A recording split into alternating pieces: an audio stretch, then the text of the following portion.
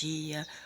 Que nosso Senhor Deus Todo-Poderoso, dono de todas as coisas, dono de cada segundo, de cada minuto, de cada hora, que nós possamos glorificá-lo, exaltá-lo, pedir perdão pelos nossos pecados, porque nós sabemos que Ele é nossa família, Ele é nosso namorado, Ele é nosso marido, Ele é tudo pra gente. Ele é a nossa vida. Ele é a nossa vida, Ele é a nossa morte. Ele é tudo. E toda glória, todo louvor, toda exaltação pertence a Ele e é somente para Ele. Porque nenhum ser humano é capaz de fazer as coisas e tem poder de fazer as coisas que Deus, Pai de Jesus, tem poder. Ele fez esse céu maravilhoso, lindo. Olha, gente, olha que céu lindo. Hoje está nublado, mas olha que coisa mais linda.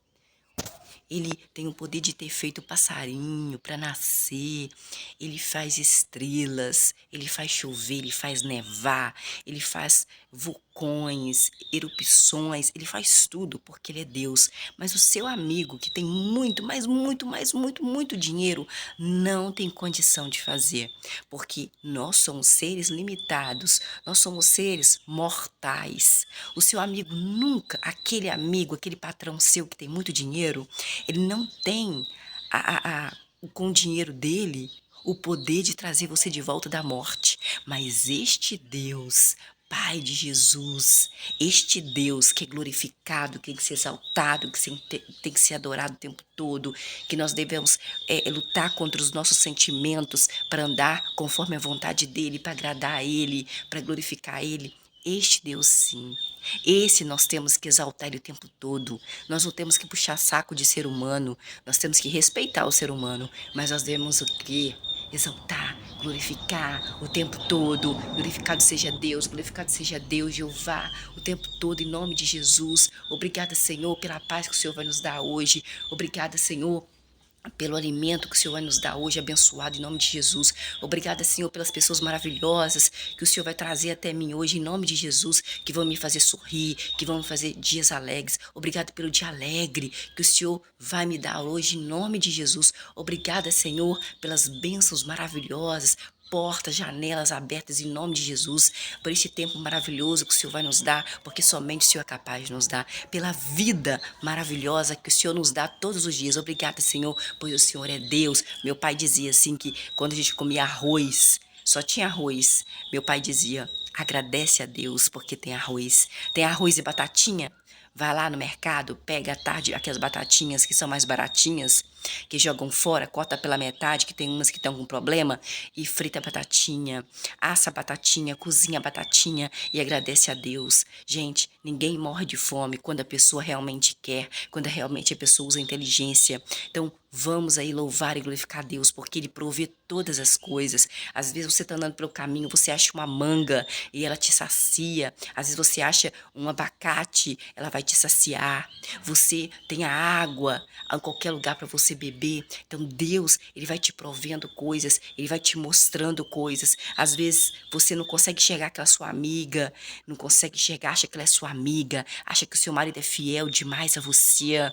Aí você começa a perceber que Deus vai mudando seus sentimentos, vai fazendo com que você abra os olhos e você perceba que não, que esse marido não é tão fiel, que esse marido não é tão santo como você pensava, que essa sua amiga não é tão amiga como você pensava, que essas pessoas que você acha que é tão boa, não é tão boa, porque Deus, não há nada escondido que não venha a ser revelado, diz a palavra de Deus. Então vamos louvar este Deus, engrandecer o nome deste Deus, amar este Deus e procurar matar nossa carne não é fácil, dói demais, gente, dói demais. Parece que tem uma faca passando aqui por dentro, matando os nossos desejos, querendo matar, mas não sai. Você vai lutando contra você mesmo. Sabe quando você tem que pegar você mesmo para você não fazer uma coisa e você quer fazer, e você tá com desejo de fazer e você depois começa a falar na sua cabeça: você merece, vai lá, você pode, olha lá. Vai lá, tá fácil, você consegue, vai lá. E uma coisa que Deus abomina e você tá, alguma coisa na sua cabeça dizendo vai, e você lutando, não, mas tem Deus que tá vendo, Deus tá vendo, o ser humano não vai ver, mas Deus tá vendo. Uma luta interna contra você mesmo, uma luta que você precisa vencer e é difícil porque dói lá rasteja. Parece que tem uma faca passando dentro de você, te rasgando inteira. Quando você tem vontade de fazer algo e você sabe que Deus está vendo, porque Deus vê todas as coisas como Ele está me vendo aqui agora. Tá vendo você, tá vendo por dentro de mim, tá vendo por dentro de você. É algo assim que é muito doloroso quando você quer algo e você sabe que Deus abomina aquilo, não vai gostar, vai ficar triste com você, uma luta interna, aonde assim, como se fosse um cabo de guerra, não, e vai lá no seu desejo e fala, vai, tá fácil, eles falam bandeja, né? Eu falo livre-arbítrio, né? Deus fala pra você, se você quiser ir, você pode ir, mas ó, eu não queria. Eu vou ficar triste. Entendeu? Agora vamos ler aqui em Juízes. Gente, nós começamos sempre um livro do começo. Nada de pegar uma folhinha ali, uma folhinha aqui. Você não vai entender. E nós queremos entender o que Deus é capaz de fazer. Deus é capaz de fazer. Nós estamos em Juízes 19, versículo 1. Naqueles dias, quando não havia rei lá em Israel, um levita são filhos de Levi, descendente de Jacó, que estava morando numa parte remota da região, uma região que era cheia de montanhas, uma região montanhosa, que era num lugar chamado Efraim. Tomou para ele uma esposa, uma concubina, que era de Belém de Judá, um lugar chamado Belém de Judá. Versículo 2: Mas sua concubina foi infiel a ele. Na verdade, que concubina, gente, não era esposa mesmo, não, será? Porque eu acho que eles podiam ter várias mulheres, e as outras mulheres eram chamadas de concubinas. O que a gente chama de amante, eu acho que era concubina, eu acho, hein? Depois eu vou ler para vocês.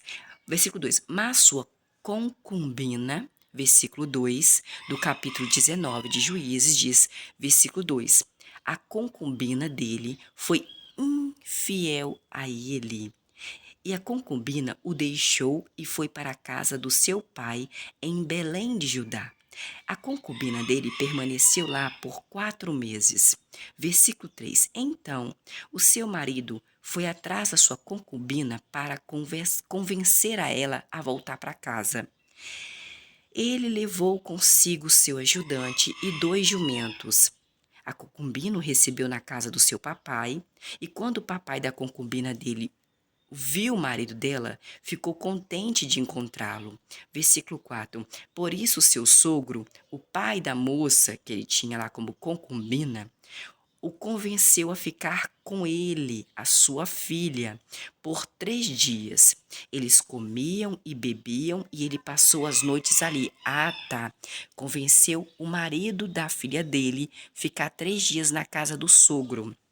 Ali eles comiam e bebiam. Passou 3 noites ali.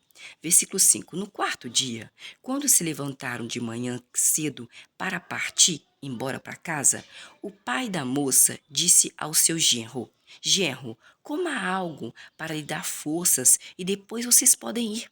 Versículo 6. Assim os dois se sentaram e comeram e beberam juntos.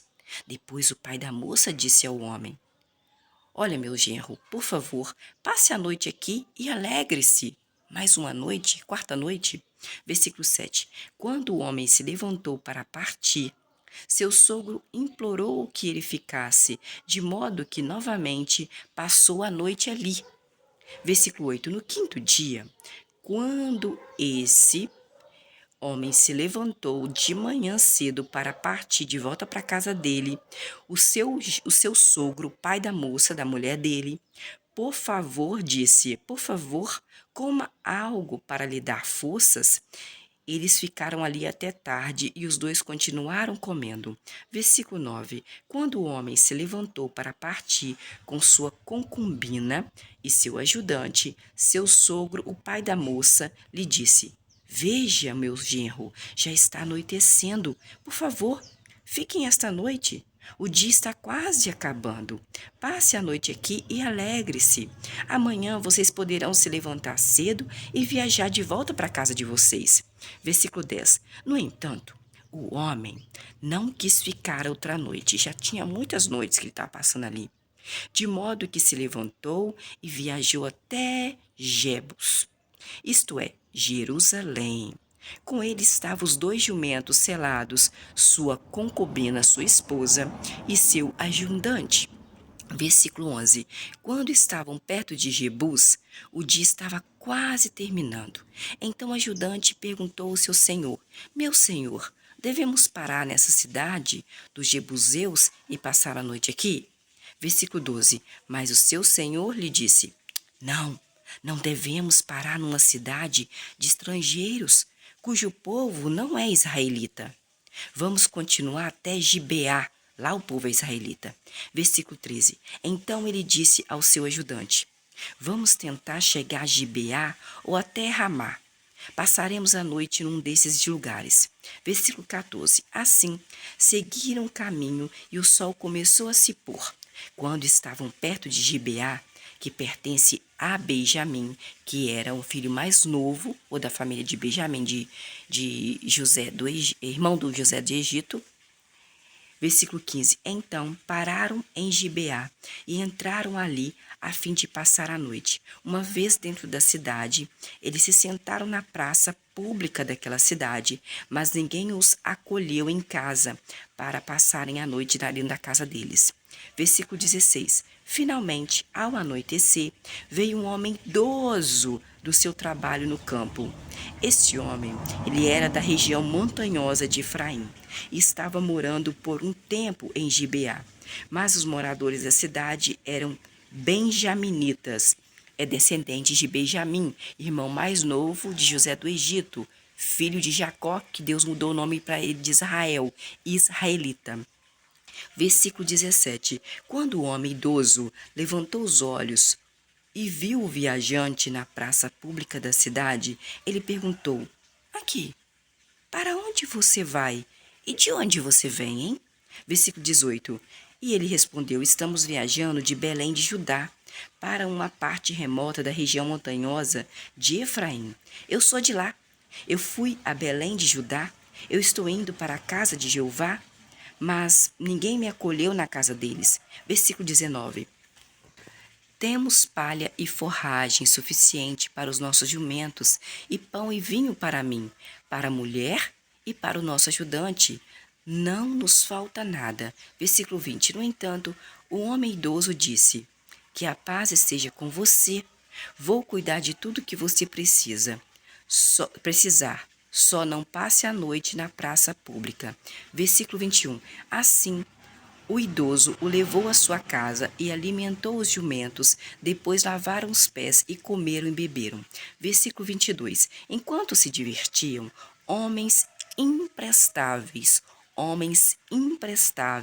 da cidade de Benjamim cercaram a casa e ficaram esmurrando a porta, dizendo ao homem idoso, o dono da casa: Ó homem idoso, traga para fora o homem que veio à sua casa, para que tenhamos relações com ele.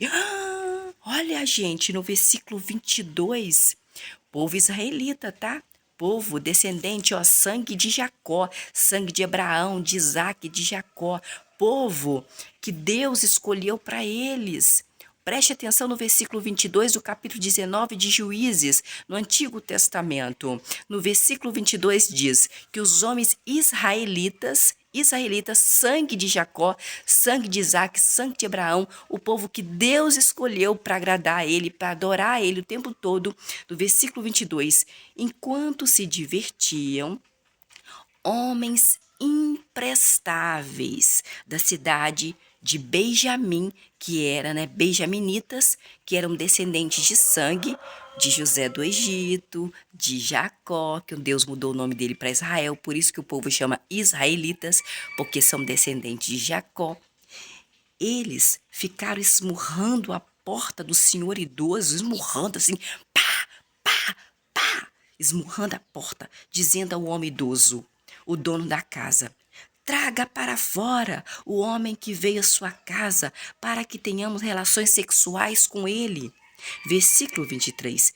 Em vista disso, o dono da casa, aquele senhor idoso, saiu e disse àqueles homens: Não, meus irmãos, não façam uma maldade dessas. Por favor, este homem é hóspede na minha casa. Não cometam este ato vergonhoso. Versículo 24. Minha filha é uma menina virgem, e a concubina desse homem estão aqui também. Tem duas mulheres.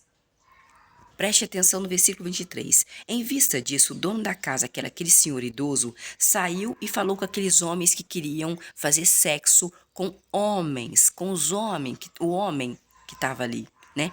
Com dois homens, né? Porque tinha o marido da concubina, que era o chefe, mais o empregado dele. Queria fazer sexo com os homens, não com as mulheres. Mas lá tinha uma mulher, que era a filha do idoso, que era virgem, e tinha a mulher, né, concubina, que era a mulher do homem que foi buscá-la. Então o idoso saiu à porta no versículo 23.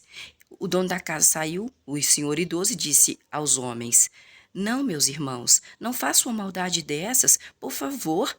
Este homem é hóspede na minha casa. Não cometa este ato vergonhoso de querer fazer sexo com os homens. Versículo 24.